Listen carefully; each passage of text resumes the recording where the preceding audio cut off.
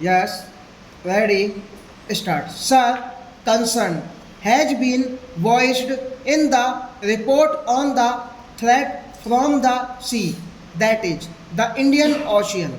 It is so obvious that old colonial countries and those who have a little hand over that outlook have not forgotten the showing of the flag through the old gunboat diplomacy, or now in modern parlance called force diplomacy, especially the superpowers who tend to interact into local disputes and get opportunities for intervention in such matters. No presence of any external powers is what we stand for, and this is what our aim should be. But together with this, we should not neglect the littoral states of the Indian Ocean. Four of these littoral states have got a very modern, well developed submarine arm.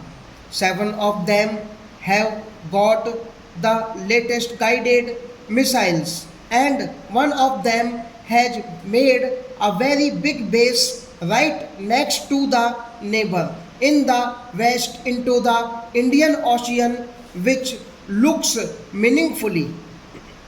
I am saying this because we should not be caught up in the Diego Garcia affairs, but we should view the whole situation with more practicability.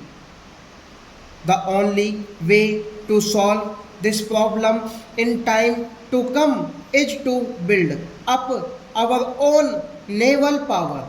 In respect of that, I feel in the last few years there has been a little trend of rethinking in the building up of our naval power. But even today, with the allotment to the Navy being only about rupees 175 crores, the ratio of the budget of the Navy is still within 10% of the entire defense budget. Modern countries having a navy worth the same name are spending at least one third of their defense budget on the navy. Whatever constraints hold us from doing so is best for the minister to look into.